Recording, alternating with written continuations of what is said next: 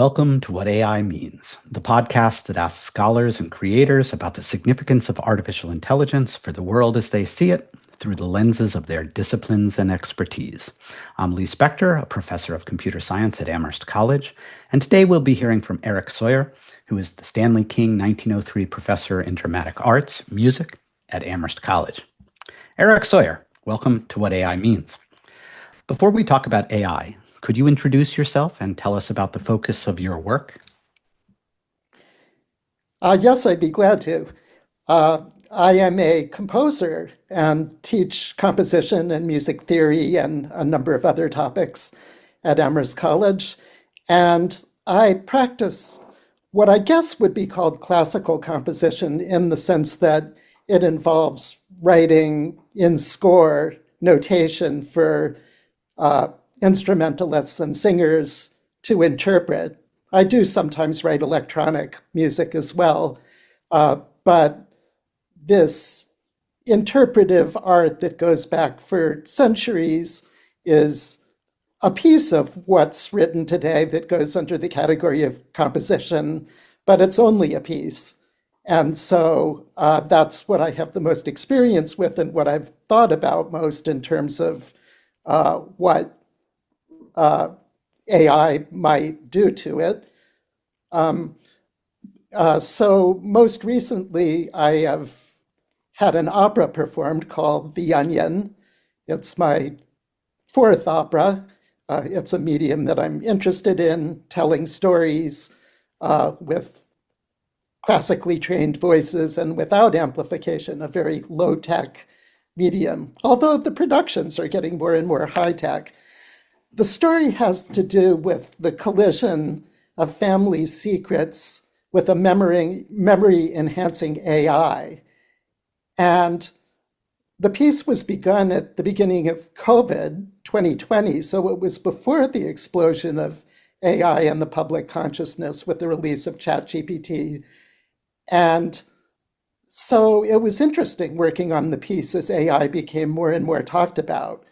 I would say The Onion, which is the name of the machine, its status as a memory-enhancing machine, is better explained than its AI capacity.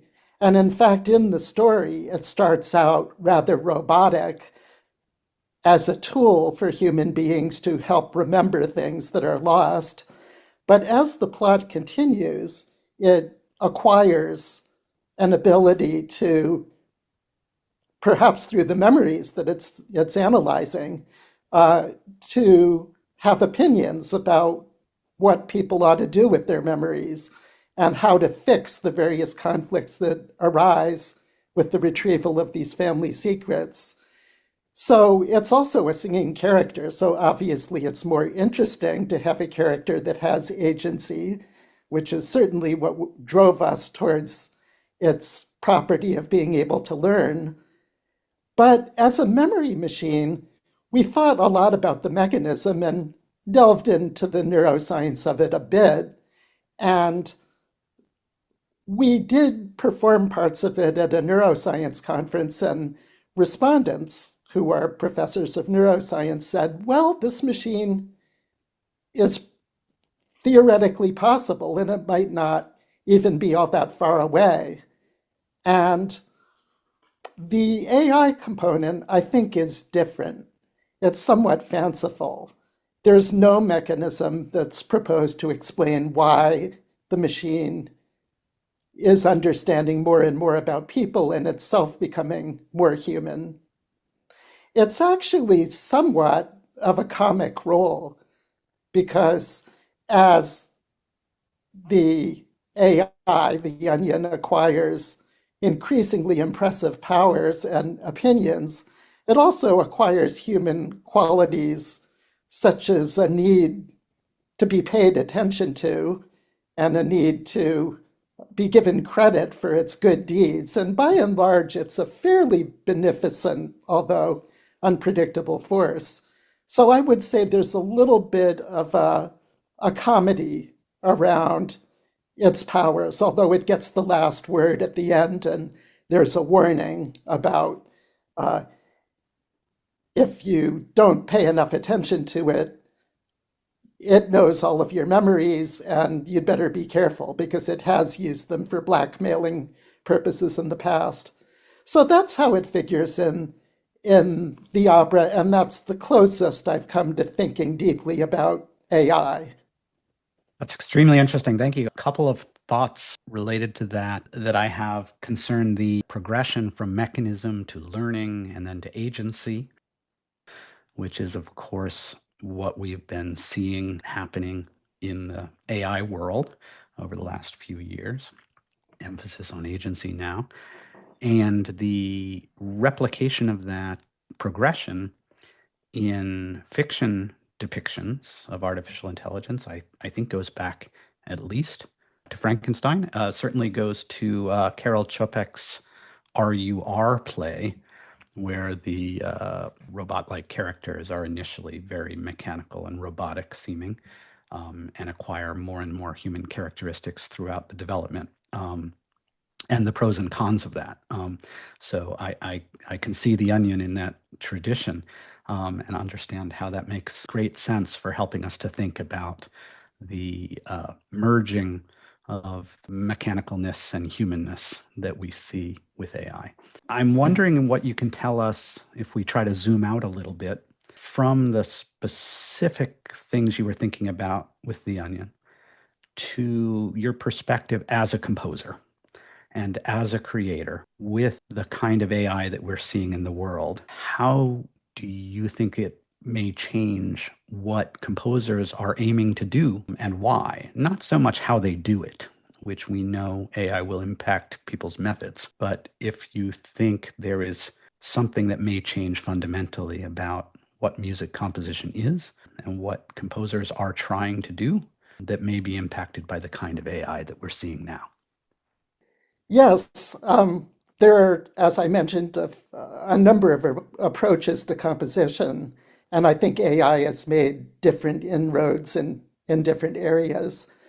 For the kind that I focus on, involving notes written for musicians to interpret, I would say the progress, at least that I've come in contact with, is in the most elementary stage. There is not a great deal of financial reward in writing original music for musicians and ensembles. And I think the focus has been on the audio world, by which I mean sound waves, as opposed to what is sometimes called the MIDI world, that is music that can be represented as pitches with durations and applied to different instruments. So electronic music in the MIDI world relies on that information and can be used as information for performance for different kinds of instruments.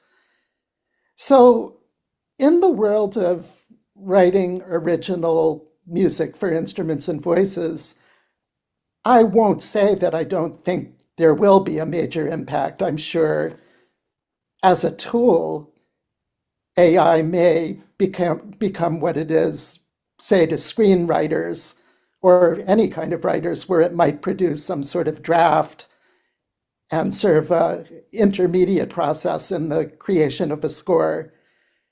But since the result is supposed to be so human that it's supposed to communicate on a level of human messages, it's hard for me to get my head around AI being original. I certainly understand that it can, and probably will, digest a large amount of repertory. It may come to understand the note domain a little bit better than it does now, although the financial incentives are not the same as they are in, say, producing film scores or video scores or popular songs, which are not primarily something that's written down on music paper. But the idea of coming up with new entirely new styles or modes of expression seems very intertwined with becoming human itself.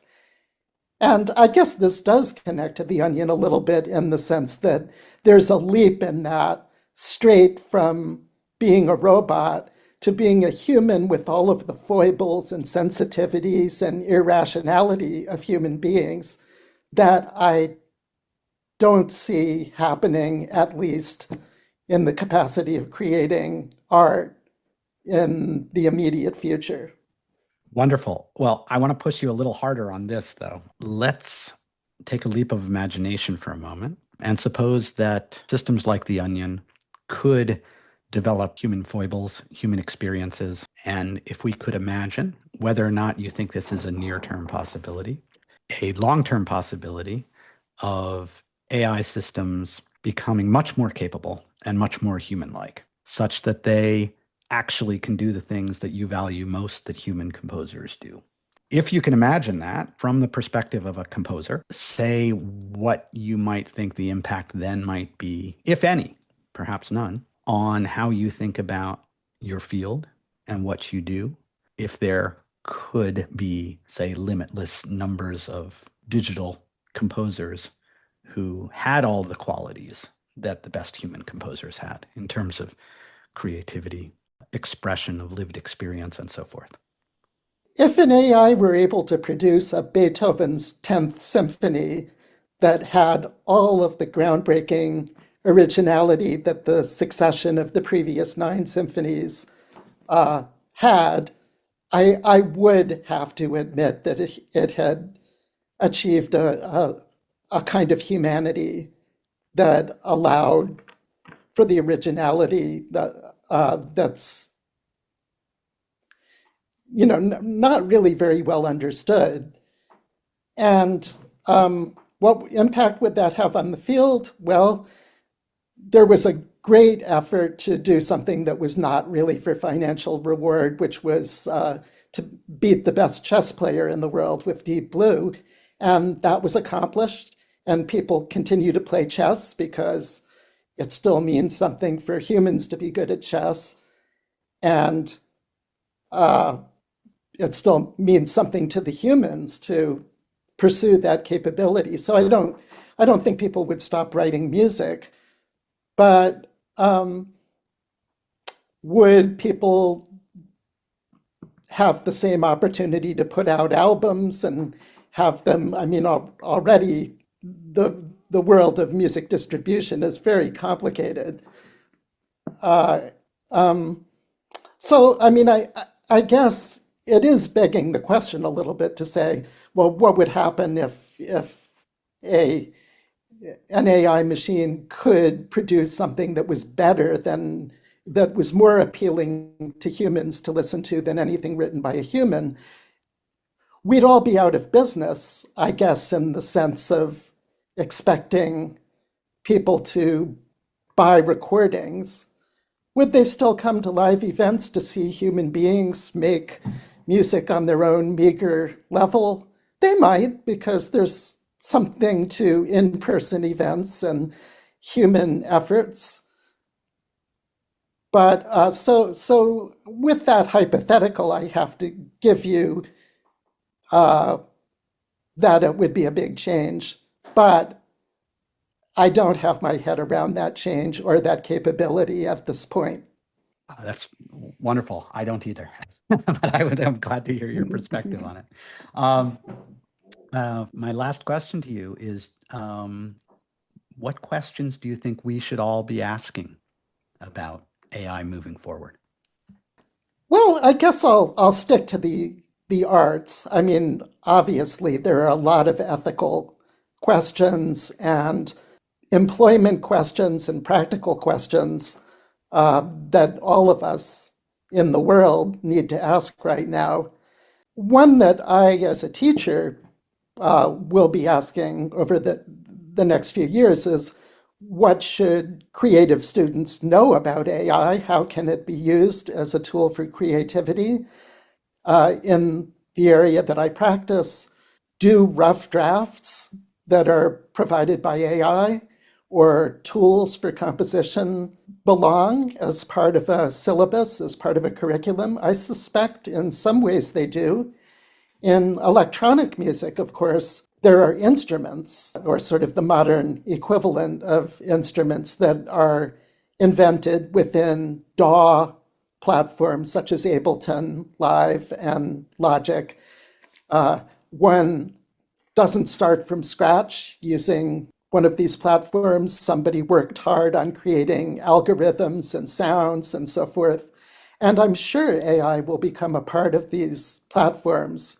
And I do, in some ways, use technology, although not AI, in the sense that I always wrote at the piano, that's being my instrument, and would play through things and try to imagine them in my head, which I think is a very useful capability. But of course, one can now type things into the computer and get a playback, which is usually fairly robotic, but is getting more realistic, although still inadequate, for hearing what, say, your symphony orchestra score will sound like. And I benefit from that. I mean, I feel like I know what my music is going to sound like for the most part. And that's what, I still think students should acquire that capability. But there is a way in which even computer notation and playback for the composer of written scores has influenced contemporary music, and I think will continue to. So I think those are important areas to explore how it can be a tool. Eric Sawyer, thank you so much for joining us on What AI Means. Thank you, Lee. I've enjoyed it. What AI Means is a production of Artificial Intelligence in the Liberal Arts at Amherst College. For more information, see liberal-arts.ai.